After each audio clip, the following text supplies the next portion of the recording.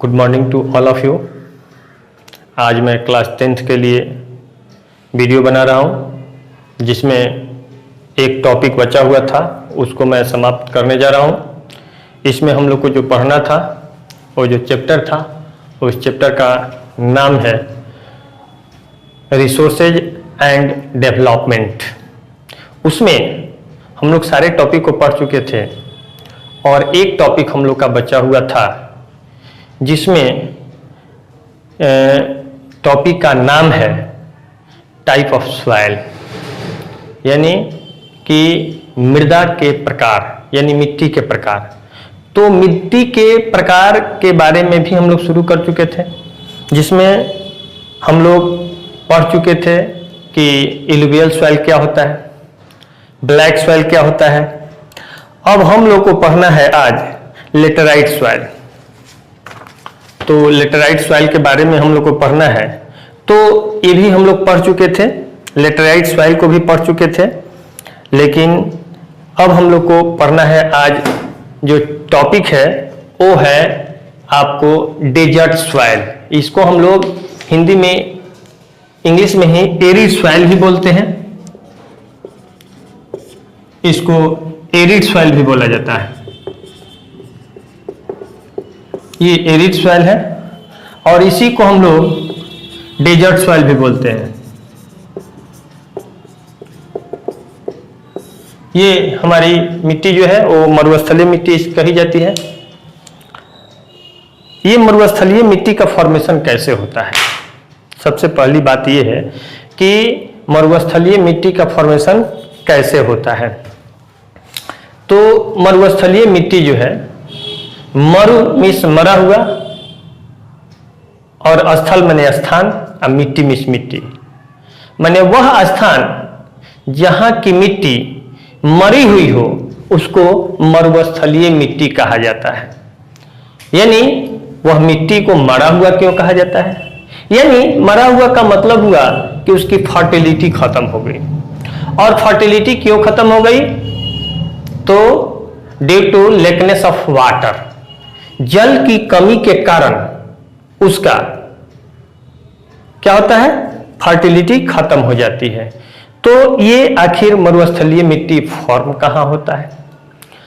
तो कहा जाता है कि less than rainfall 25 centimetre, where there is rainfall less than 25 centimetre, यानी वहां जहां पे, वह स्थान जहां पे 25 सेंटीमीटर से कम बारिश होती है उस इलाके में, है ना, मरुस्थलीय मिट्टी का, एरिड मिट्टी का फॉर्मेशन होता है। क्योंकि 25 सेंटीमीटर जिस इलाके में पानी 25 सेंटीमीटर से कम होगा उस इलाके में न तो एग्रीकल्चर का कार्य होगा, न ही पौधों का विकास होगा और न ही मानव निवास कर पाएंगे, ना ही जीव जंतु रह पाएंगे। जिसके कारण जब ये सारी क्रियाएं नहीं हो पाएंगी तो वहां की, अब क्यों नहीं रह पाएंगी? क्योंकि पानी की कमी हो गया। अब जब पानी की कमी होगी तो पेड़ पौधों का विकास नहीं होगा। तो जब पेड़ पौधों का विकास नहीं होगा और कृषि का कार्य संभव नहीं होगा तो इन दोनों चीजों के कारण वहां मानव निवास नहीं करेगा। जब मानव निवास नहीं करेगा तो इन तीनों चीजों की कमी के कारण वहां जीव जंतु नहीं पाए जाएंगे। यही कारण है कि भारत में एक इलाका है जिसका नाम राजस्थान है। राजस्थान का पश्चिमी इलाका जो है वो डेजर्ट में कन्वर्ट कर गया है, जिसको हम लोग इंग्लिश में थार डेजर्ट कहते हैं, हिंदी में भी कहते हैं, और उसको रेगिस्तान भी कहा जाता है, उसको रेगिस्तानी मिट्टी भी कहा जाता है। अब क्या होता है कि लेकिन इन सारे चीजों के होने के बाद भी वहां कुछ ऐसे जीव जंतु होते हैं, कुछ ऐसे पेड़ पौधे होते हैं जो वहां पाए जाते हैं। जैसे एग्जाम्पल के रूप में आप देखिएगा कि शिप जो होता है, कैमेल जो होता है, कैमेल, उसको शिप ऑफ डेजर्ट कहा जाता है, यानी रेगिस्तान का जहाज कहा जाता है। क्यों कहा जाता है? इसलिए कहा जाता है कि उसके जो सोल होते हैं, तलवे होते हैं, वो चौले होते हैं और गद्दादार होता है, जिसके कारण जब उस बालू वाले इलाके पे, डेजर्ट सॉइल पे, एरिड सॉइल पे जब वो पड़ता है तो ऊपर के तरफ स्पंज करता है, जिसके कारण उस बालू वाले इलाके में वे लोग आसानी से चल जाते हैं, दौड़ लेते हैं, तेजी के साथ दौड़ते हैं, चलते हैं। जहां पे कोई भी जीव जंतु, पेड़ पौधे, कोई भी जीव जंतु या मानव आसानी से नहीं चल पाता है। तो जहां पे कोई नहीं चल पाता है वहां पे वे लोग आसानी से चलते हैं। इसीलिए उन लोगों को हम लोग रेगिस्तान का जहाज कहते हैं। रेगिस्तान का जहाज कैमल को यानी ऊंट को कहा जाता है। अब रहा कि कुछ ऐसे भी पेड़ पौधे हैं जो वहां पाए जाते हैं। कौन कौन से पेड़ पौधे हैं? तो सबसे पहला पेड़ पौधों में आप देखिएगा कैक्टस है, खजूर है, बबूल है, यानी देखिएगा कि अक्सर कांटेदार पौधे वहां पाए जाते हैं। कारण क्या होता है कि इस तरह के पौधों का जो जड़ होता है वो काफी लंबा होता है। जब काफी लंबा होता है तो निश्चित ही तौर पर उसकी जड़ें अंदर के तरफ चली जाती हैं, और अंदर तो वाटर अवेलेबल है ही, पृथ्वी के इंटीरियर पार्ट में वाटर अवेलेबल होता है, जिसके कारण वहां से उसको वाटर मिल जाता है और मिट्टी से मिनरल्स, खनिज लवण मिल जाते हैं, और सूरज का प्रकाश वहां अवेलेबल होता है। और किसी भी पेड़ पौधे के विकास के लिए ये तीनों चीज जरूरी होता है। तो जब उन पौधों को इस तरह का वातावरण मिलेगा तो निश्चित ही तौर पे उस तरह के पौधे वहां विकसित हो जाते हैं। यही कारण है कि इस तरह के पौधे यहाँ पे विकसित हो जाते हैं। अब रहा कि जो कांटा होता है उस पौधों में, उनका क्या रोल होता है? तो उनका रोल ये होता है कि वो काफी नुकीलादार होते हैं और पतला होते हैं। तो जब सूरज की किरणें पड़ती हैं तो चूंकि वाष्पीकरण उसी के माध्यम से होता है, तो उस पेड़ में जितना वाटर होता है तो इतना वह धारदार होता है कि सूरज की बहुत तप्त अवस्था पड़ने के बाद भी उस पर वह बहुत पतला वाष्पीकरण होता है, यानी ना के बराबर होता है, जिसके कारण उन पौधों में पानी अवेलेबल रहता है। यही कारण है कि वो सालों भर वहां विकसित रहते हैं। तो इसके साथ हमारा ये एरिड सॉइल भी समाप्त हुआ। अब उस मरुस्थलीय यानी डेजर्ट सॉइल भी हमारा समाप्त हुआ। अब हम लोग देखते हैं कि इसके बाद हमारा ये लेटेराइट सॉइल भी हम लोग पढ़ चुके हैं, ब्लैक सॉइल भी पढ़ चुके हैं। एक हमारा रेड सॉइल है जिसको लाल मिट्टी या येलो सॉइल हम लोग बोलते हैं। येलो सॉइल यानी पीली मिट्टी कहा जाता है। ये जो पीली मिट्टी है ये हम लोग को पढ़ना है। तो देखिएगा कि जो रेड सॉइल होता है वो ढक्कन के पठारी क्षेत्र में इसका विकास होता है। ढक्कन के पठारी क्षेत्र के पूर्वी और दक्षिणी हिस्सों में रवेदार आग्नेय चट्टानों पर कम वर्षा वाले भागों में विकसित हुई है। यानी ये जो होता है ना वो इग्नियस रवेदार इग्नियस रॉक्स जो होता है उस रॉक्स पर जहां पे कम बारिश होती है, हल्की बारिश होती है, उन सभी चट्टानीय इलाकों में इस तरह के मिट्टी का विकास होता है। अब उसके पीछे भी कारण है। ये लाल क्यों होता है भाई? तो कहता है कि ये हमेशा देखिएगा कि इसको दो नाम से जाना जाता है, लाल और पीली, रेड या येलो सॉइल। तो ये दो नामों से जानी जाती है। और ये मृदाएं खासतौर से उड़ीसा, छत्तीसगढ़, मध्य प्रदेश, मध्य गंगा के मैदानी के दक्षिणी छोर पर और आपको पश्चिमी घाट पे यानी वेस्टर्न घाट जो होता है उन घाटों में ये मिट्टी पाई जाती है। ये पहाड़ी पद पर पाई जाती हैं, यानी उन सभी क्षेत्रों में ये पाई जाती हैं। खासतौर से इन मृदाओं का रंग जो होता है वह लाल होता है। लाल रंग रवेदार आग्नेय और रूपांतरित चट्टानों में लौह युक्त के प्रसार के कारण होता है। अब क्या होता है, उससे जो रवेदार इग्नियस रॉक्स होते हैं उसमें आयरन की मात्रा होती है, तो उससे जो सॉइल का फॉर्मेशन होता है जिसके कारण वो लाल दिखता है।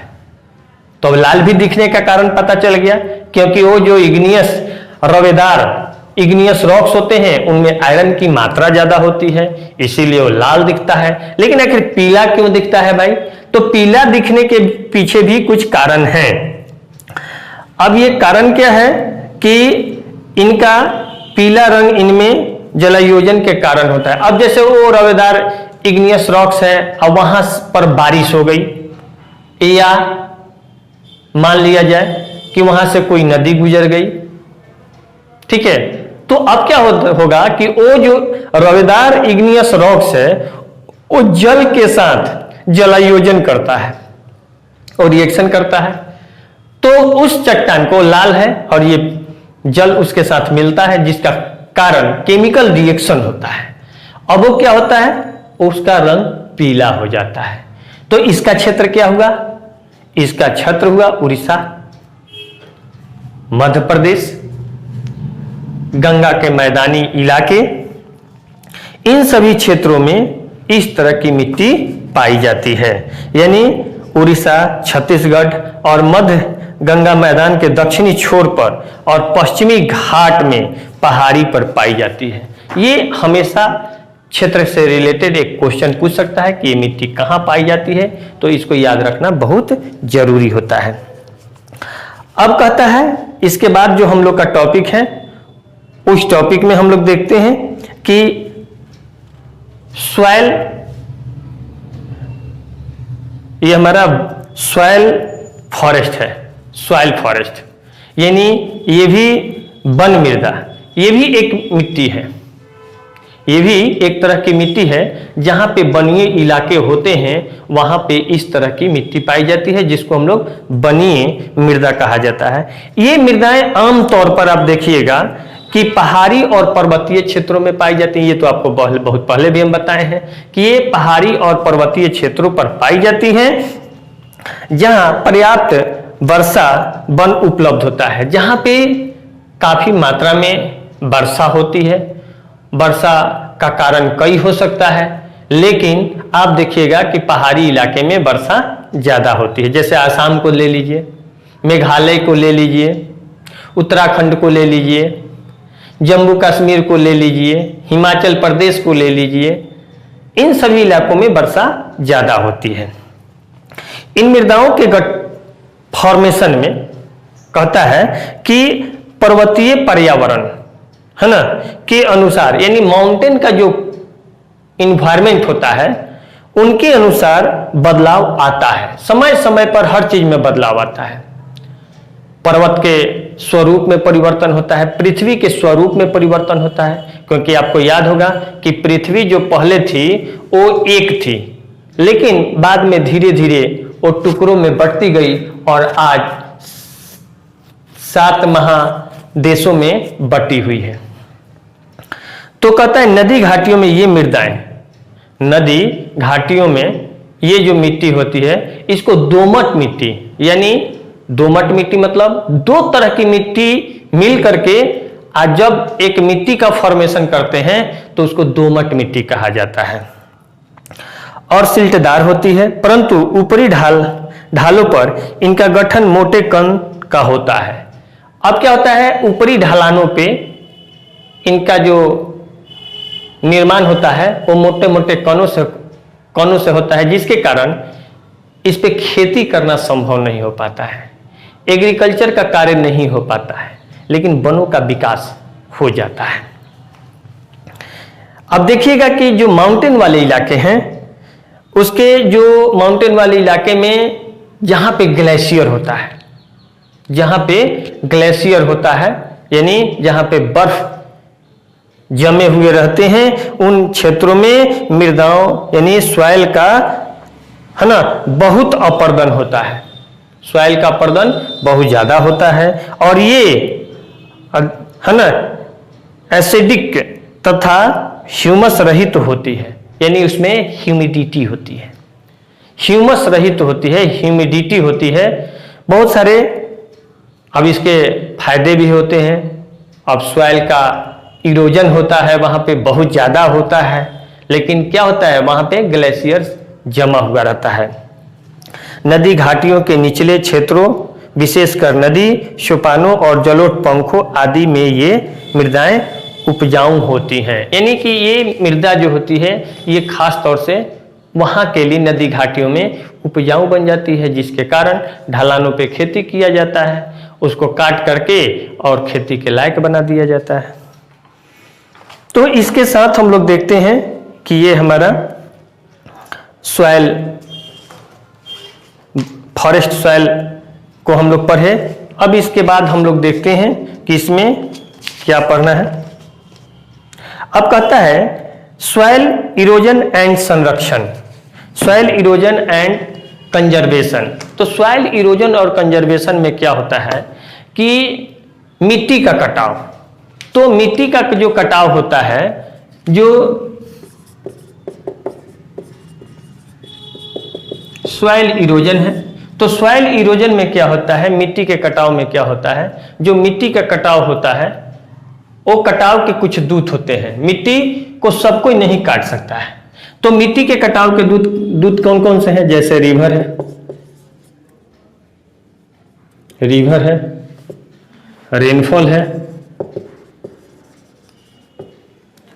ना, उसके बाद रिवर है, रेनफॉल है, उसके बाद ग्लेशियर है, उसके बाद विंड है, उसके बाद टाइड है, ईटीसी। इस तरह के चीजों के द्वारा मिट्टी का कटाव किया जाता है। तो नदी जो है ये आपको पर्वतीय इलाके में काटती है, वर्षा जो है पर्वतीय इलाकों में कटाव करता है, ग्लेशियर जो है पर्वतीय इलाकों में कटाव करता है, विंड जो है ये कहीं भी कटाव करती है, यानी पेनी प्लेन वाले इलाके में भी करती है, प्लेन इलाके में भी करती है, माउंटेन वाले इलाके में ये कटाव नहीं कर पाती है, क्योंकि वहाँ का जो रॉक्स होता है वो हार्ड रॉक्स होता है, कठोर चट्टान होते हैं। तो मैदानी इलाकों में या डेजर्ट वाले इलाके में खास तौर से मिट्टी जो विंड है ये कटाव करती है। टाइड जो है जिसको हम लोग ज्वार भाटा कहते हैं, ये समुद्रों में करती है, इसके द्वारा भी है ना, जिसको हम लोग ज्वार भाटा कहते हैं, ये भी कटाव करती है। अब रहा कि ये कटाव करती है तो सॉइल का अगर कटाव होता है तो उसका साइड इफेक्ट होता है। साइड इफेक्ट क्या होगा, बाढ़ का पानी आपके घर तक हमेशा आएगा। आपके लिए सबसे बड़ी समस्या होगी कि बाढ़ आएगा, सुखाड़ हो सकता है, फिर डिफॉरेस्टेशन हो सकता है, मिट्टी का कटाव होगा तो डिफॉरेस्टेशन होगा, फिर उसके बाद आप देखिएगा जान माल की क्षति होगी, बाढ़ आएगा। तो एक कारण से कई कारण होते हैं, जिसके कारण इन सभी चीजों से बचने के लिए हम लोग क्या करते हैं, कंजर्वेशन करते हैं, इसका सॉइल का कंजर्वेशन करते हैं। सॉइल का कंजर्वेशन क्यों जरूरी है, इसलिए जरूरी है कि अगर कंजर्वेशन नहीं करते हैं तो जो अभी आपको हमने बताया कि फ्लड,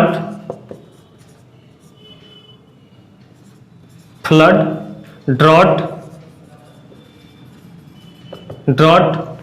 फ्लड, ड्रॉट और फिर कई तरह की समस्याएं हमारे सामने आ सकती हैं, जैसे बाढ़ का समस्या आ जाएगा। उसके बाद क्या होगा, ड्रॉट की समस्या होगी, डिफॉरेस्टेशन की समस्या होगी,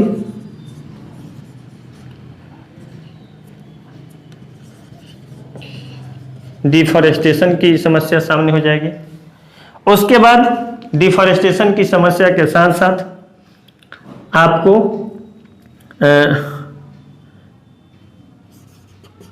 लाइफ एंड प्रॉपर्टी का लॉस हो जाएगा, loss of life and property.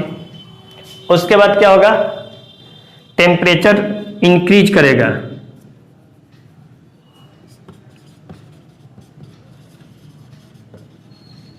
Temperature increase करेगा। और तब ग्लोबल वार्मिंग की समस्या हो जाएगी। तो इन सभी समस्याओं से बचने के लिए क्या करेंगे? सॉइल इरोजन को रोकेंगे, सॉइल कंजर्वेशन का काम करेंगे। तो सॉइल का कंजर्वेशन कैसे कर सकते हैं? तो सॉइल का कंजर्वेशन हम लोग एक ही क्रिया के द्वारा कर सकते हैं। कैसे कर सकते हैं? तो सॉइल कंजर्वेशन हम लोग कैसे करेंगे भाई? तो सबसे पहला काम क्या करेंगे सॉइल कंजर्वेशन के लिए? तो सॉइल कंजर्वेशन के लिए एक काम करेंगे कि सबसे पहले हम लोग पॉपुलेशन को कंट्रोल करेंगे। सारी समस्या का जड़ तो पॉपुलेशन है। दूसरे काम क्या करेंगे? एफॉरेस्टेशन की क्रिया करेंगे। ये भी हमारे लिए बहुत जरूरी है। अगर पेड़ों को लगाएंगे तो सॉइल इरोजन को रोकेगा, और जब सॉइल इरोजन को रोक देगा तो ये सारी समस्या समाप्त हो जाएंगी। और सॉइल इरोजन को रोकने के लिए एफॉरेस्टेशन की क्रिया करेंगे। तो एफॉरेस्टेशन की क्रिया हम लोग कब कर सकते हैं? और डिफॉरेस्टेशन को बंद करेंगे। तो डिफॉरेस्टेशन कब बंद होगा? जब हमारा पॉपुलेशन रुकेगा।